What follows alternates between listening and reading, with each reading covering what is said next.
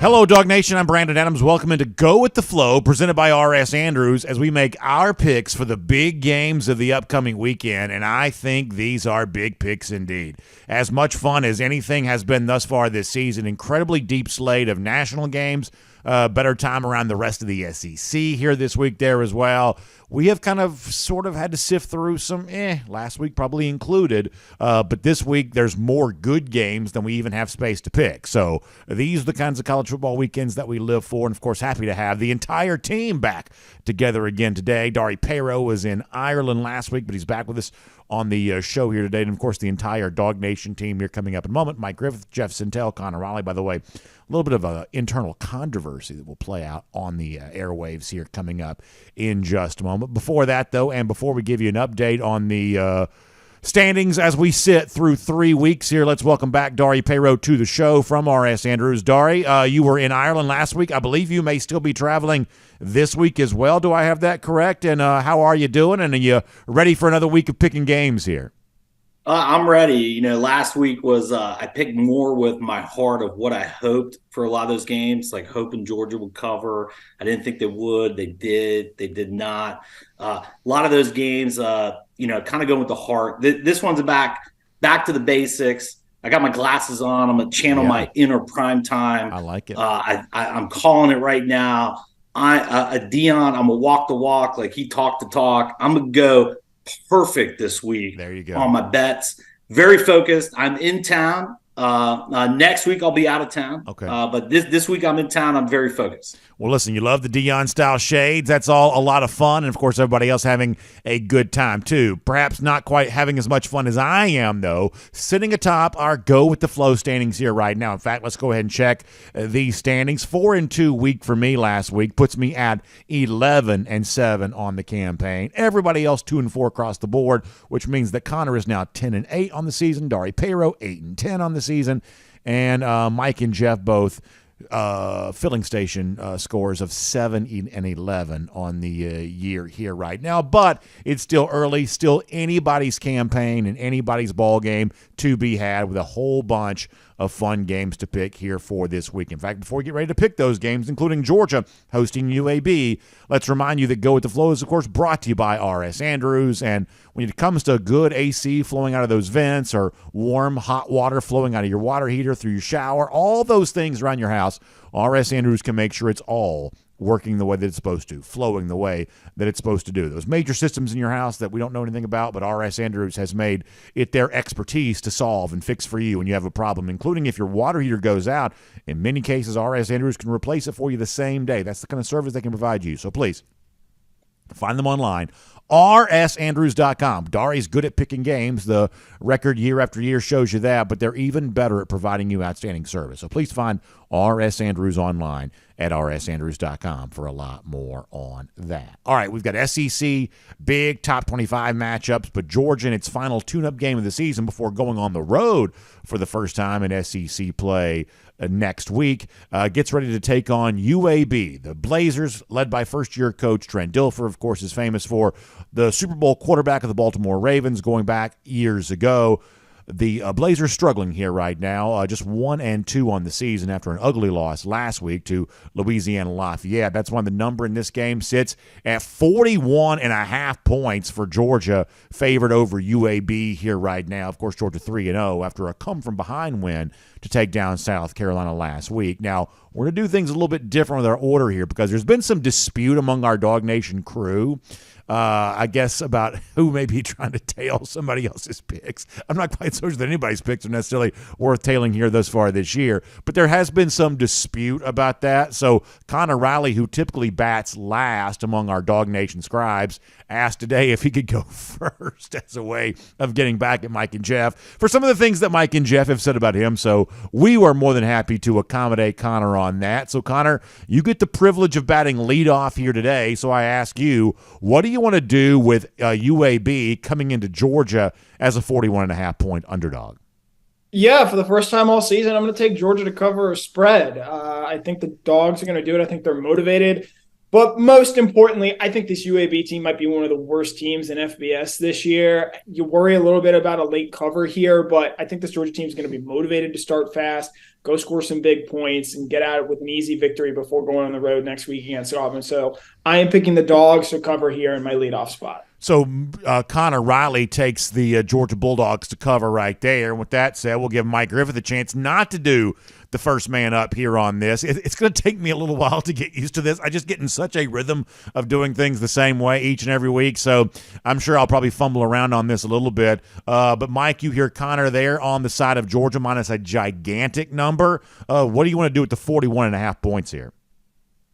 Yeah, speaking of fumble, I think I'm going to take Carson back to cover the spread this week. I feel like they're going to be able to push the ball downfield. This is their last chance to try to do that. It is a really bad UAB team.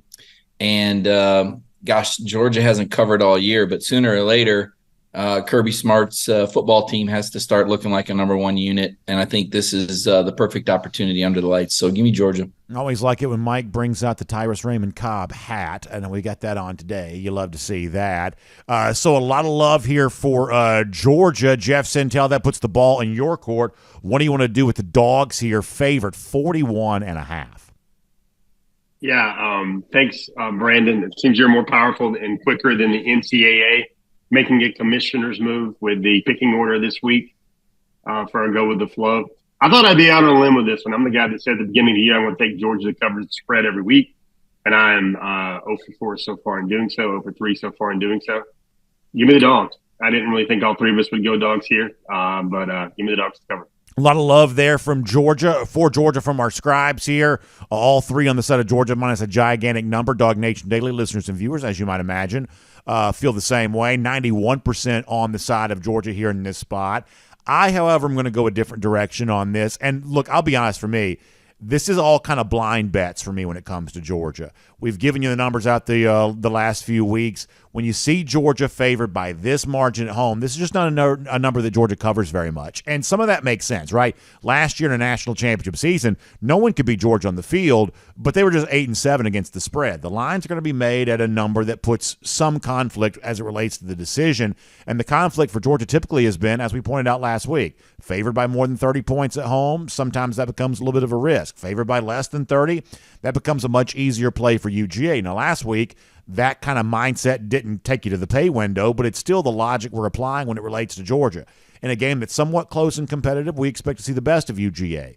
In a game in which the point spread is artificially inflated to kind of bring down Georgia's perceived value, that's a game that we would probably stay away from.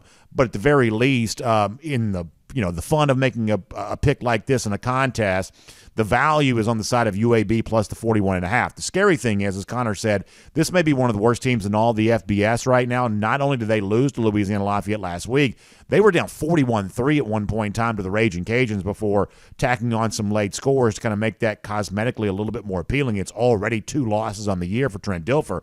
I think he eventually could be a pretty fun and interesting coach. He clearly has a lot of media savviness, a lot of chops to him, and when it comes to his public relations game. But right now, this is a pretty weak roster. This is not the same kind of UAB team that was regularly, winning divisions in Conference USA and playing a lot of bowl games. This does not feel like that kind of team right now, but 41.5 is just a lot of points. Plus, the other thing is Georgia is very injured at the moment, and I don't think Georgia wants to do anything on Saturday to make that injury list any longer than it already is going into Auburn. So this, to me, probably feels like a little bit of a get in, get out, try to be as impressive as you can be, I guess, but ultimately try to stay as healthy as possible with Auburn looming on deck. That's enough for me to take UAB plus the points here. However, the flow decidedly with the Dogs here minus a gigantic number. So, Dari Pero, after not getting to ask you this last week, I'm glad to be able to do it again. You want to go with the flow and take Georgia minus 41.5. Well, they always say there's no I in team, but there's an I in win. As I channel my inner Dion, that's a quote from him. And all I'm going to do is win all 6 of my bets this week. There you go.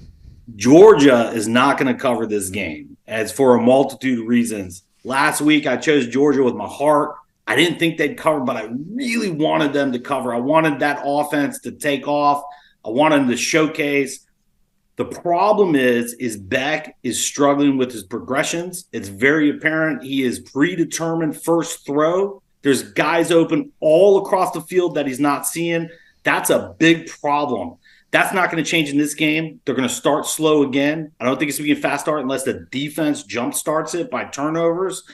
The other component to this game is Kirby talked about it this summer, and he's been doing it throughout the season so far, is he's trying to get the second level guys on defense lots of reps so they can teach them with game film, so they can get better experience the deeper they go into the season.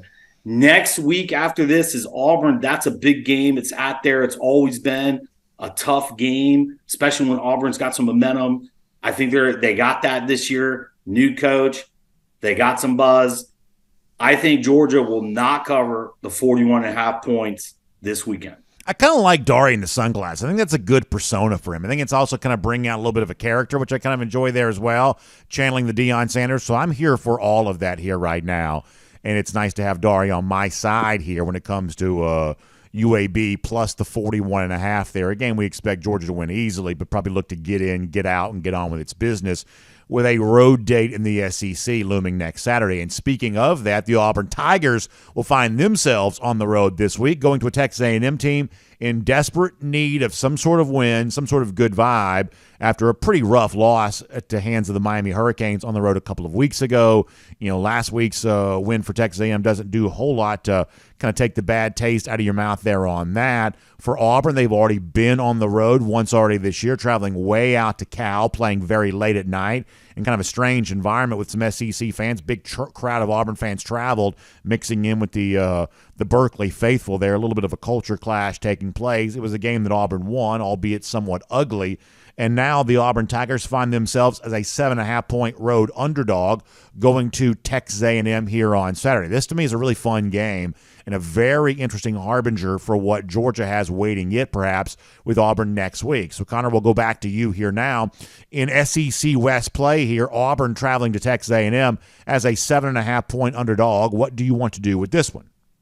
I want to pick Texas A&M here because I think much of the panel is going to ride with Auburn here, but at 7.5, that's just too many points for me in this scenario. So I expect Auburn to keep it close. I think this Auburn team, with the way they're set up, their best chance of success comes from mucking games up. As someone who stayed up and watched their game against Cal, this is not a very talented team, but I think Hugh Freeze is going to scheme up a way to keep this game close. So give me Auburn here plus 7.5. So that is Auburn plus the 7.5 there for Connor Riley. Mike Griffith, how about for you in this one involving Auburn and Texas A&M? I think College Station's a different place to play than Memorial Stadium. Been out there. It's tough. And as much as I do like this Auburn team and think they're going to be improved, I think that Texas A&M, Jimbo Fisher, Bobby Petrino, I think this is a team that's going to cover more times than not. So give me Texas A&M and give Auburn the points. All right, so that is Mike on the side of the favorite here at home. Half point perhaps looming large there, but on the side of the Aggies. Split decision here thus far. Jeff, we come to you for the chance to break the tie here. Yeah, I guess we'll break the tie. I'm going to go with Auburn here. I'm going to take these points. I think this game will be close. Auburn is somehow 3-0, and I think what that program really wants to do is get to 4-0. To host Georgia next week and maybe get a little bit more of college football on it. Give me Auburn. So Jeff Sintel on the side of Auburn here. DawgNation Daily listeners and viewers has divided on a game like this as they typically might be. 58% are on the side of Texas A&M to cover the number here, but that's obviously not a very big margin in favor of the Aggies here. I am on Auburn here in this spot. Going back and looking at the Hugh Freeze tenure when he was at Ole Miss in his previous stint there in the SEC. Hugh Freeze actually won at College Station in both 2014 and 2016. Also had a famous road win at Alabama in 2015. So while the overall road record for Freeze while at Ole Miss was actually probably not quite as great as I realized, he does have a history of winning in this stadium and winning big games on the road here. And so I think that sets up a scenario where they can cover the 7.5. I think Texas A&M's got some real problems here. And unfortunately, I don't think you're seeing Bobby Petrino being given the freedom to make the kind of offensive changes that Texas A&M desperately needs. I think the Miami game was proof of that, and I think that you're going to see more of that here on Saturday. In fact, I'd go so far as to say, I'm out on a limb on this a little bit, but Auburn's money line number right now is plus 245. I think that if we're doing this for real, I think the more fun play here right now is Auburn plus 245 to win the game on the field. That is, I think, the more fun play here. But in terms of our contest, plus the 7.5, I like Auburn by a pretty good bit here in this spot. Now, the game against Cal doesn't give you a whole lot to recommend here, but to me, this kind of comes down to a battle of coaches. And while, at one point in time I would have talked up Jimbo Fisher, I've been pretty clearly proven wrong on that. And so I'm kind of off the Jimbo train here a little bit for now and kind of squarely on the Hugh Freeze train, setting up a big matchup next Saturday. I believe Auburn wins this game to do that. So give me certainly Auburn plus the 7.5 here. However, the flow is on the snow. That's not right. The flow is on the side of Texas A&M here. Dar, you want to go with the flow and take the Aggies? No. Even though the Aggies are a much better team at home, and we need to get Mr. Mike Griffith a little bit of help because Mike just can't quit Jimbo. Big fan. He's an addict. We got to get him some intervention here. Auburn's going to cover this game because 7.5 points is too many points. I think this game is going to be a really close game. Not sure if Auburn can pull out the victory. I think they will, but I definitely think they're going to cover this game. 7.5 is way too many. I think there's going to be a grinded out game in College Station. So there you go, grinded out game favoring the points there. Auburn plus the 7.5. So pretty interesting game there in the SEC West. Another game in the SEC West that's admittedly probably more interesting and certainly going to get plenty of attention, especially after the remarks of Ole Miss coach Lane Kiffin this week, calling into question who's actually the defensive play caller for Alabama right now. And on the other side of this, the alleged players-only meeting after Alabama made the decision. Nick Saban made the decision to bench Jalen Milroe before his last week's game against South Florida, going to Tyler Buckner. Buckner was terrible. Now they're back to Jalen Milroe, and supposedly everything when it comes to the Crimson Tide, now happy and joyful.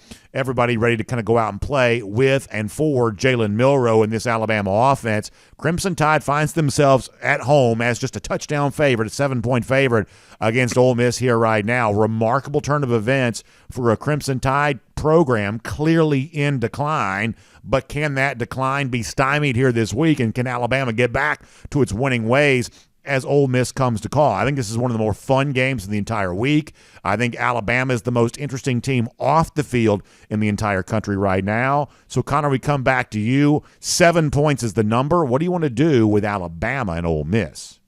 I so badly want to see Ole Miss win this game. The takes coming out of that, if Lane Kiffin were to actually do it, would be incredible. But as Dari has mentioned, you can't pick games with your heart. And I can't, until I see Lane Kiffin specifically do it, I can't pick him to beat Alabama. And while I actually kind of like the idea, if you think that Ole Miss is going to cover this game, I just go ahead and bet the money line.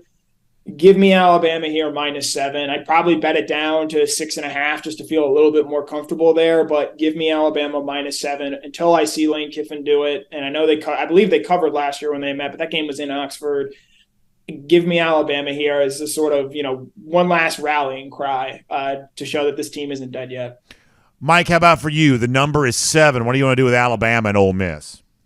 Yeah, Alabama got knocked out of the top 10. That was the first time that happened since 2015. Kirby Smart was still the defensive coordinator. They rallied and won a national championship that season. I'm on record saying Alabama's going to win out in the regular season. Not sure about the SEC title game. I'm going to take Alabama here just because I don't think Ole Miss is really proven yet. Beating a Tulane team without a quarterback, that doesn't impress me. So I'm going to take the Tide and I'm going to lay the points. So a lot of love for Alabama here right now, at least enough to take a -7 points. Jeff Sintel, how about for you? So I think we've got 2 games on the docket this week where you can look at with the microscope and say, is that program on the decline? Is that program done? I don't think that program this week is Alabama. I think Connor took one of my lines here. I think it's rally tide this week instead of roll tide. Alabama just has so much better players. They're playing at home. They want to spit vinegar a little bit. They want to get mad. They want to show the world that Autopsy's not quite yet ready for the Tide. Lay the points. Give me the Tide. Rally Tide. DawgNation Daily listeners and viewers actually disagree. To give you an idea of how public perception is changing, 54% on the side of Ole Miss here in this spot, and you kind of understand where that comes from. The number that I find the most staggering here is for an Alabama program that we think of as just a juggernaut, at least throughout the years that's been the case. Crimson Tide, though, have only covered the spread in one of its last 7 games. This is an Alabama team that's playing far below expectations on a fairly repeated basis. But I think there are a couple of pretty important things going on here in this particular spot. I don't like the behavior of Lane Kiffin this week at all. I think it's kind of funny that he kind of points the finger at Tavares Robinson as the new defensive play caller for Ole Miss, essentially suggesting that Kevin Steele has been demoted. Obviously, that's a nice thing to do for his current defensive coordinator, Pete Golding, who I'm sure probably has a little bit of animosity for how his time there at Alabama perhaps came to an end. There was also the behavior on what I'll still call Twitter, where he kind of had the joking thing about the Taylor Swift lyric about the Alabama dynasty kind of toppling and coming to an end. A coach who thinks he's going to win a game does not talk trash before the game is played. Coaches that talk trash before the game is played do so because they don't think they'll get a chance to talk trash once the game is done, and Lane Kiffin sort of feels like that guy to me right now. Plus, on the other side of this, there are all kinds of rumors about what led Jalen Milroe to not play last week for Alabama. It certainly seems like that Milroe, at the very least, probably did not behave the best that he could at practice after struggling in the Texas game, and with the consideration they might play another quarterback. Alabama players seem to have lined themselves with Milroe. Now he's back as a starting quarterback. I don't believe you can win a national championship with Jalen Milroe. In fact, I don't even think you can win the SEC West with Milroe.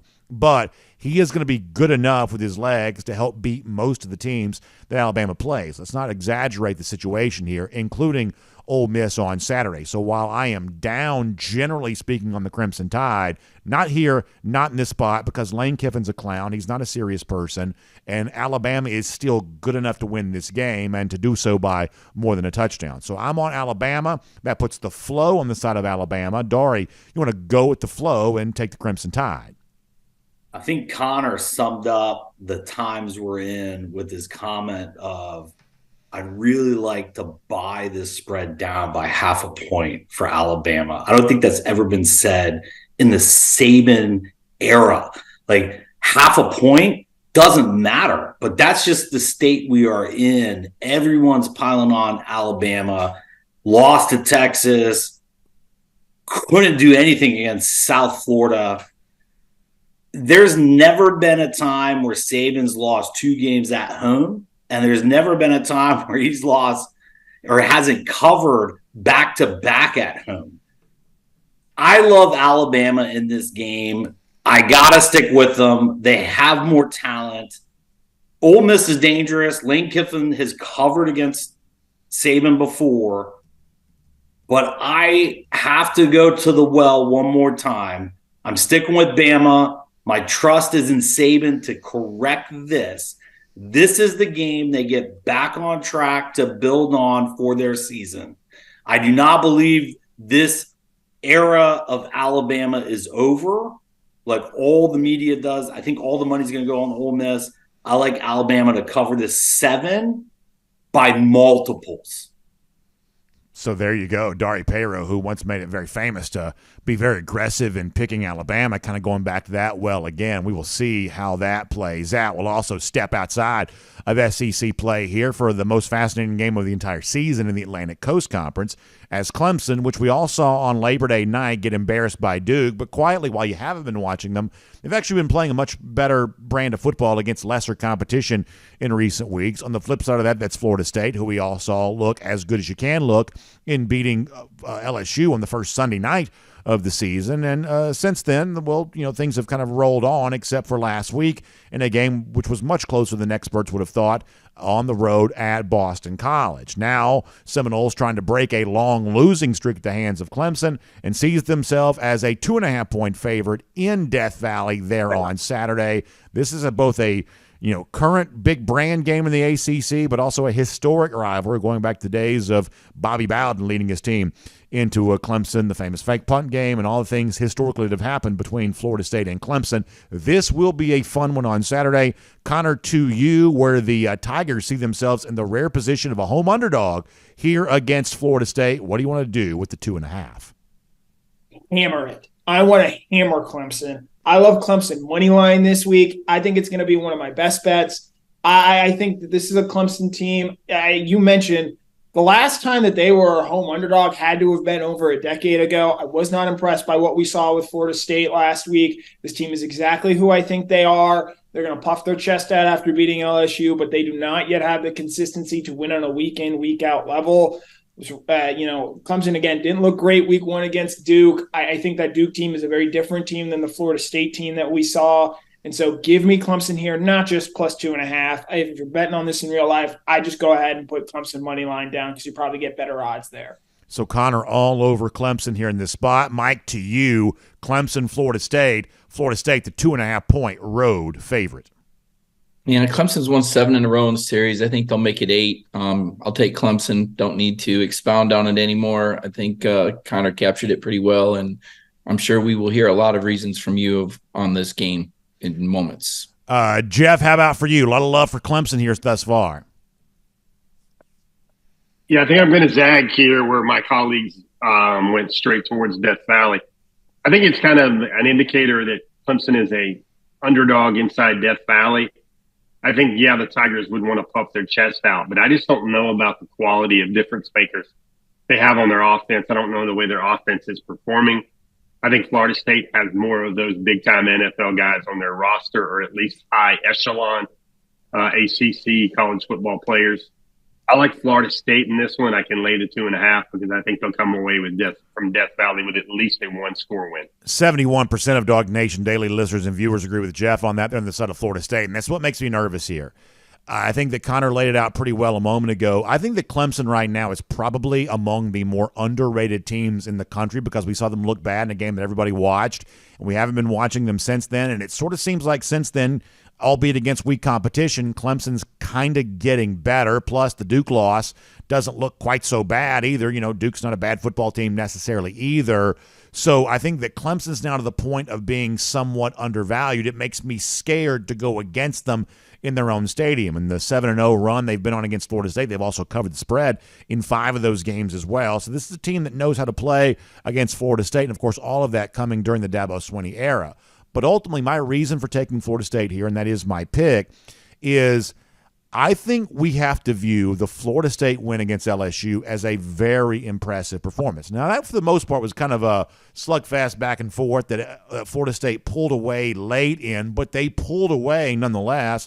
And I believe in upcoming weeks, Florida State is going to see the win against LSU look better and better and better because I still believe that LSU is a very good football team. And ultimately, the difference maker in this game for me is the presence of those LSU wide receivers, specifically Keon Coleman.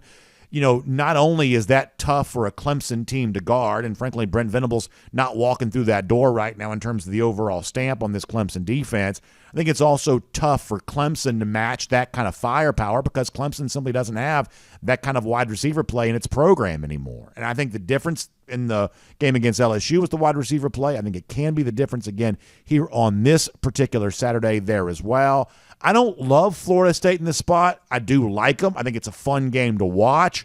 I'll take the Seminoles plus the 2.5 here. That puts the flow on the side of Florida State there as well. Dar, you want to go with the flow and take FSU?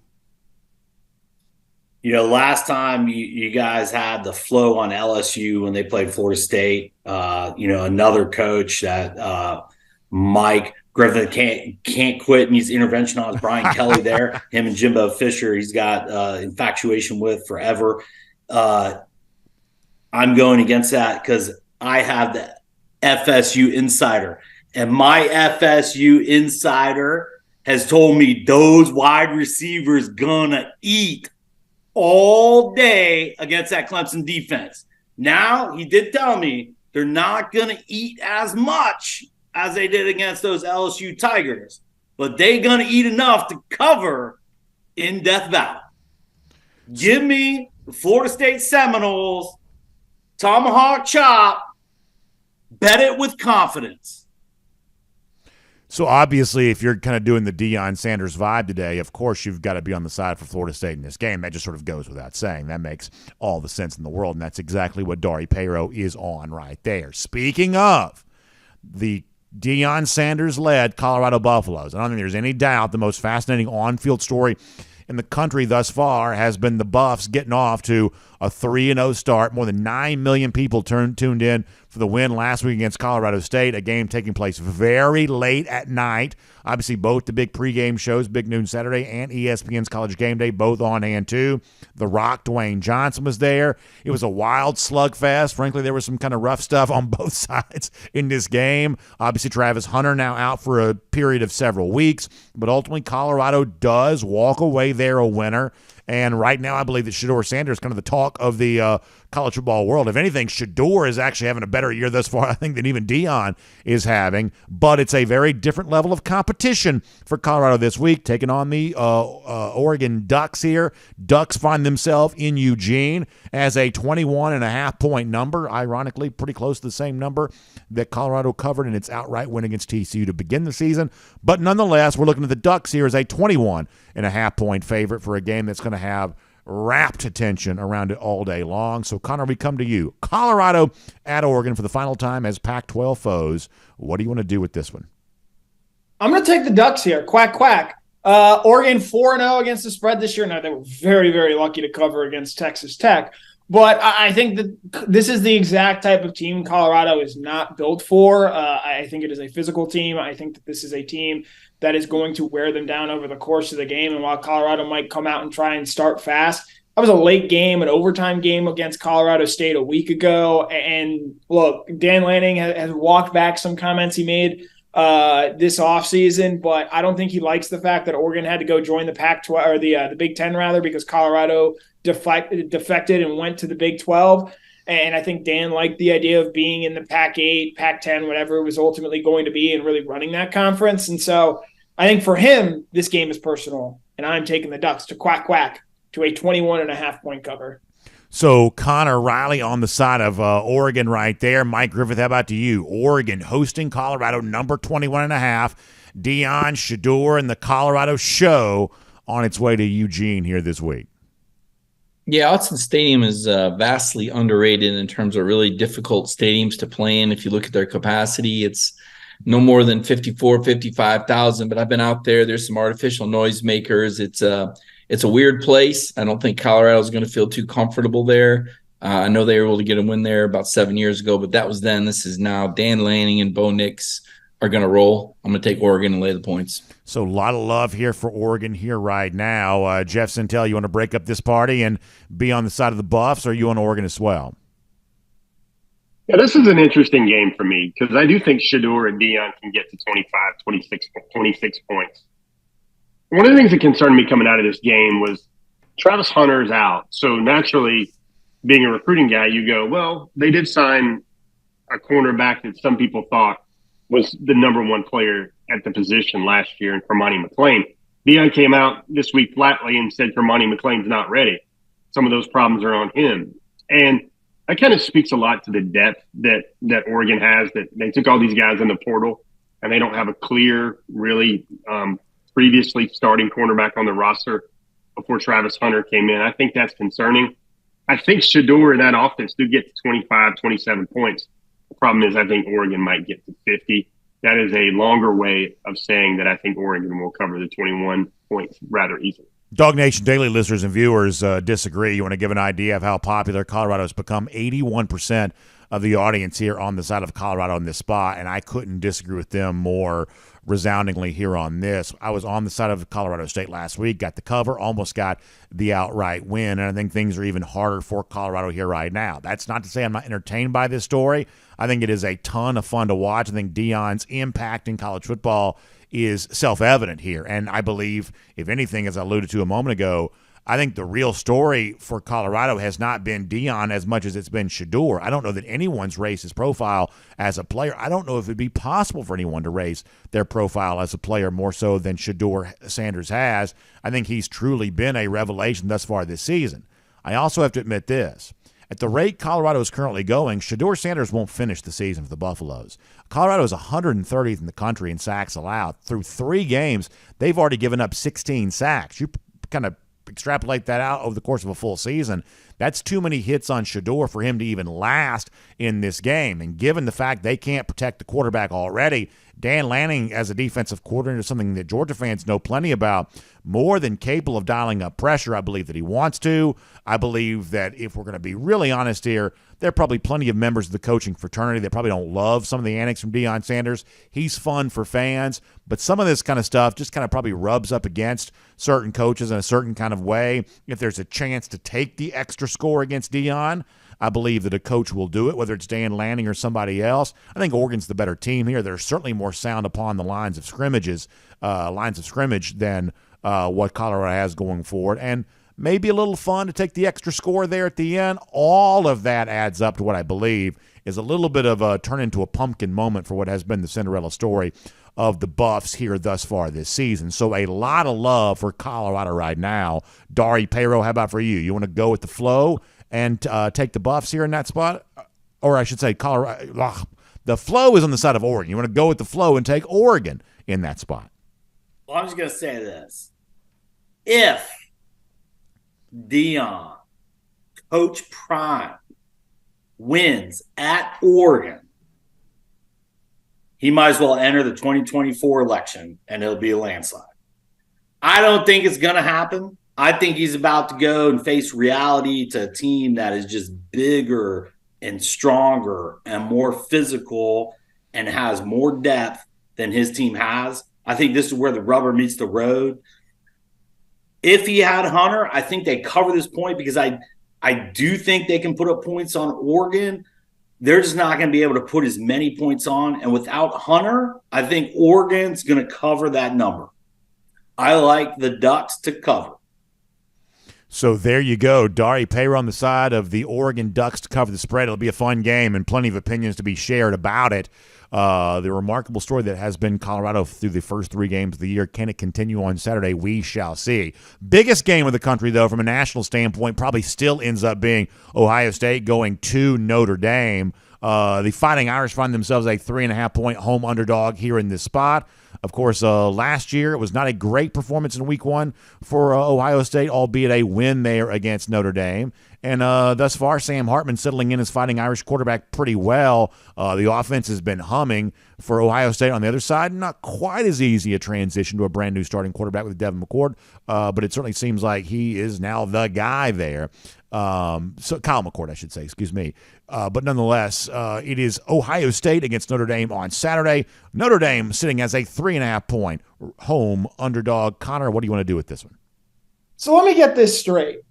Dari's going to rip off Deion's entire shtick, do the sunglasses and hat thing, and then not have the stones to pick Deion to cover. That's disgraceful. I'm taking Notre Dame here. This is a strange line to me. I think this Ohio State team might be ready to come out and make a statement, but I believe in what Notre Dame is doing with Marcus Freeman this year. It's not just Sam Hartman. They have a very talented running back there as well. I think they know this is a real statement game for this program, not just for Notre Dame, but for Marcus Freeman as well. He's an Ohio State alum. This game is going to mean a lot to him. I like Notre Dame in this spot, so give me the Domers here. And similar to Clemson, if you're going to pick them at 3.5, I just pick them to cover the money. I just pick them on the money line. So that is Connor on the side of Notre Dame there right now. And by the way, even kind of floating the idea of a money line take there, which is certainly very interesting. Mike, how about for you? Ohio State and Notre Dame. Notre Dame seeing itself as a home underdog. What do you want to do with that? Yeah, this is an interesting game. The fact that it's at Notre Dame, they grow the grass a little deeper there. Whistles seem to go in the Irish's favor. I've seen some crazy things happen. I just think the cream rises to the top. I'm going to go with Ohio State to win this game at Notre Dame. Notre Dame hadn't beat Ohio State since, I think, 1936. So give me the Buckeyes. So split decision here thus far between the Fighting Irish and the Buckeyes. Jeff Sintel, how about for you? Ohio State and Notre Dame. How you want to take this one? Yeah, I learned so much from the gentleman on this panel. I learned when I see that little hook number there, that should tell you something. When you see Notre Dame as a home underdog, that should tell you something. Lots of strong wagering can be made behind that. I kind of trust players. That's what I kind of do when I come with. And I don't think Ohio State's receiving corps has really flexed its muscle a lot yet. We got to remember Ohio State's quarterback is struggling, but he is seen as a more talented player than Sam Hartman. Hartman's more experienced. Hartman has played a lot of time in college football, with Kyle McCord's just getting there, but Kyle McCord's not having to win this game. I think Ohio State's program is. I think they want to look like they're the big dog on the national scene and kind of show that this team has what it takes to fulfill all those dreams in Columbus. Give me Ohio State here to win this. 61% of Dog Nation daily listeners and viewers agree with Jeff on that. They are on the side of Ohio State. We point this out every year, and it's worth mentioning again, although this is not a reason to blind bet anything. Teams favored by 3.5 do cover more frequently than teams favored by 3 or 2.5. That extra half point actually, while it's not what you'd expect, leads to more covers on the part of the favorite than the alternative there in that spot.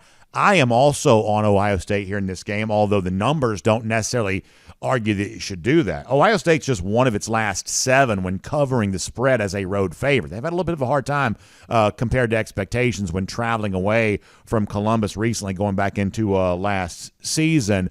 But my ultimate argument here, even though we haven't really probably seen the best of Ohio State yet, and certainly they have been unsettled until recently at the quarterback spot, I think that Notre Dame's early season performance, while the scores kind of look pretty good, I think there's a little bit of a fool's gold here, no pun intended, when it comes to the Golden Domers, the Irish.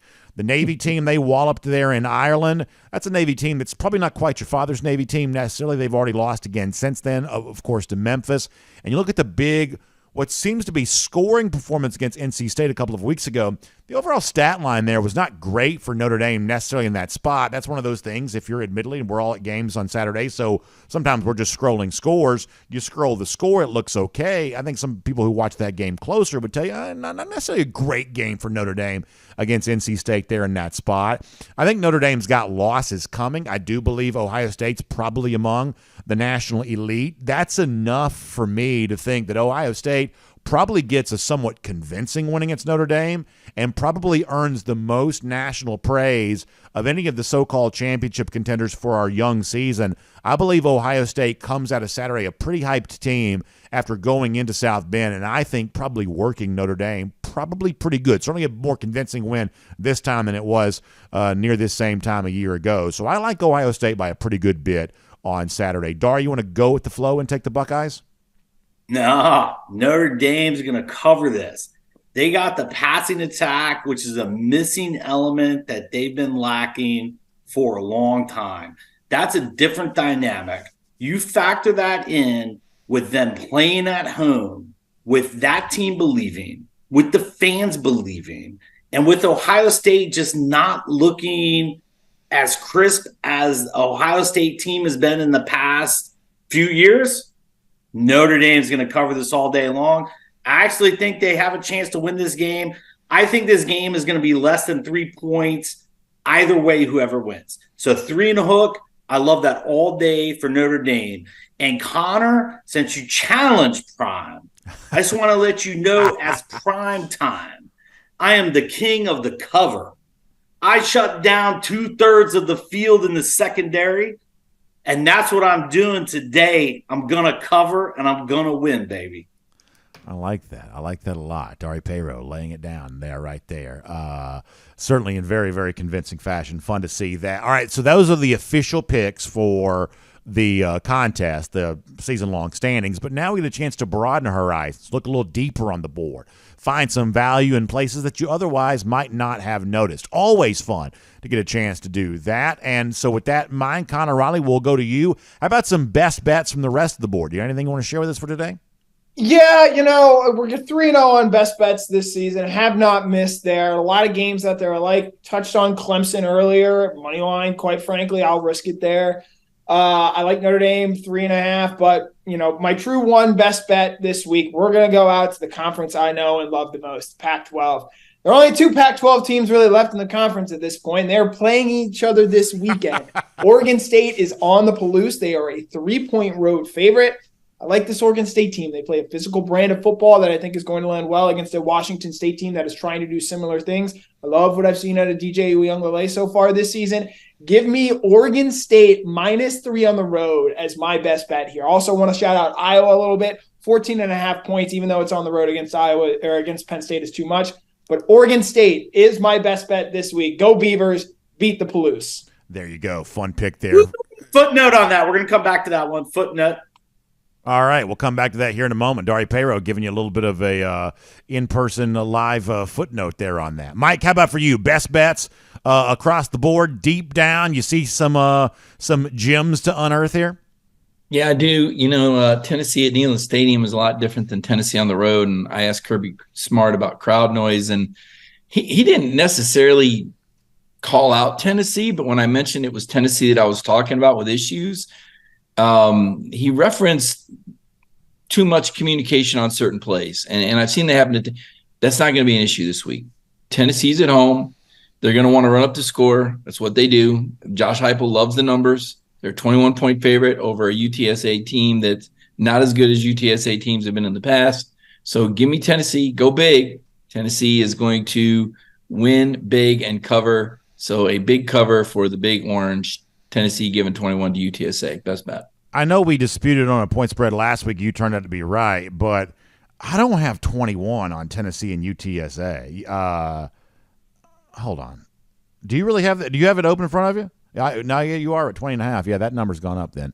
There you go. So we'll let you have that 20.5 there on. You're watching me close, BA. I don't hear you calling out anybody else. I'm under the microscope. Well, here. That line's moved a lot. The UTSA starting quarterback's actually out in that game, so you've got a pretty good bit of I think line movement there on that, at least based on where it was earlier in the week, and the injured quarterback will do that for you. So there you go. And that's, like I said, this is twice in a row we've tangled over point spreads, and Mike was right. And I want to point out that both times I was accurate. That's what I said. Yeah, you're right both times. Okay. So I'm more than happy to give you full credit there on that. I got to get something because my picks are terrible. Well, so go ahead. All right, nonetheless. Jeff Sintel, how about for you? Best bet picks. Yeah, I'm scratching my head here, literally scratching my head. I'm trying to figure out which one of Brandon and Mike was a IRS tax attorney or an accountant in a former life. They're like all over the place. Big numbers was what got to me, Mike. I saw that number for Tennessee, and I thought, this is only 20 points. This is only 20.5. I thought, man, the Vols and Joe Milton aren't what they were cracked up to be only be favored at home by 21 against the Roadrunners. But I got to call out another colleague at the same time. I've got to call out Connor the Usurper here because he mentioned my best bet this week. I thought that big number was way too much between Iowa and Penn State. I think it was 14.5. Brandon, make sure you check that so we make sure everything is fine with Mike and everything else in the world. So you're a fair and balanced host of this show. But I think that's too much. I think Iowa covers the 14.5. All right, there you go. So I got 5 picks. I'm going to give them to you here really quick. Wow. 2-2 last week, so I'm starting to find my legs here when it comes to these best bet picks. It made a little bit of a slow start, but I love my process, and I feel like we're really turning the corner here right now. I'm going to give these to you really quick. I like Kansas -8.5 against BYU, back-to-back road games there for the Cougars. That's a tough spot. I also like Maryland on the road as a 7.5-point favorite against Michigan State. I think the situation there in East Lansing is a total debacle. I even kind of like a teaser teasing both Kansas and Maryland down to a much smaller number there. I think there's some fun and some value to be had on that. But nonetheless, even at the normal price, Kansas -8.5, Maryland -7.5. I like the Arkansas team total under of 17.5 against LSU on Saturday. I'm kind of right here about the overall pace for Arkansas. Last week's total yardage sort of proves that, even though we didn't quite get home on the total. LSU, though, is a pretty good offense right now. So let me isolate this just to Arkansas. I don't think they score a ton against LSU on Saturday. I think Colorado State played its Super Bowl last week, and now they have a chance to go on the road to Middle Tennessee State. We've seen Middle Tennessee State play a couple of SEC teams already. They played Missouri very close. That looks more impressive now that Missouri beat Kansas State last week. Middle Tennessee State, just a 3.5-point favorite against Colorado State. I like the Blue Raiders there in that spot. And I like the under of 61.5 for USC Arizona State. Jaden Rashad is hurt. Arizona State's terrible. They have a teenager as a head coach. Like, that whole situation's a pretty big mess. If USC can't stop Arizona State on defense, then I don't want to hear another word about Lincoln Riley all year long. The overall team total for Arizona State's just 12.5. I don't quite have the guts to go under that, but I'll go under 61.5 for the game total. So once again, Kansas minus 8.5 against BYU, Maryland minus 7.5 at Michigan State, Arkansas team total under 17.5, Middle Tennessee State minus 3.5 hosting Colorado State, and under 61.5 for USC and Arizona State. Dari, how about for you? All right, so usually I give one pick. Last year I was undefeated. I got one loss this year on my bonus pick. This week, I love Illinois at home against FAU, Florida Atlantic. It's minus 14. Illinois is going to cover this. They're probably going to win this by in the 20s. Now, I usually only pick one game each week, but this is prime time, baby. I'm dishing out winners today. We're going undefeated. And actually, it's like I've channeled the inner Connor in me. I've been tapped and drawn to a handful of games that are in his alley. I like UCLA plus 4.5 against Utah. This is a trap game for Utah. Has all the makings of it. Take it with confidence. My next game, which I absolutely love, dime play of the week, is Washington State plus 3 as a home underdog. Connor, did you know that Oregon State hasn't won there since 2013? Wow. Did you know DJ Ugalia hasn't done anything against San Diego State and whatever D2 teams they've played to this date? Nothing. Washington State's going to cover that all day long. And I love Iowa State and the under. Cap it off with typical Connor fashion. I'm going to take 36.5 under Iowa State. Good news about that pick is if it's in doubt late, the players will be very well aware of what the number is. At least history would suggest when it comes to the Cyclones there. So fun picks from Dari Payro, fun picks from everybody else there as well. Of course, y'all find R.S. Andrews online, rsandrews.com for your air conditioning, heating, plumbing, and electric needs. We still got some warm weather. It'll still be with us before it's all said and done. So go ahead and get that AC unit tuned up if you need to. Or if you're thinking about colder weather later on, we've had some coolish weather here in the mornings. Not too soon to start thinking about getting that furnace tuned up and ready to go for the cold weather season that'll be here before you know it. R.S. Andrews got you covered on all of that. So find them at rsandrews.com. For the entire DawgNation team, Dari Payro from R.S. Andrews, best of luck with your own picks. And we'll see you back here at this same time next week for Go With The Flow, presented by R.S. Andrews.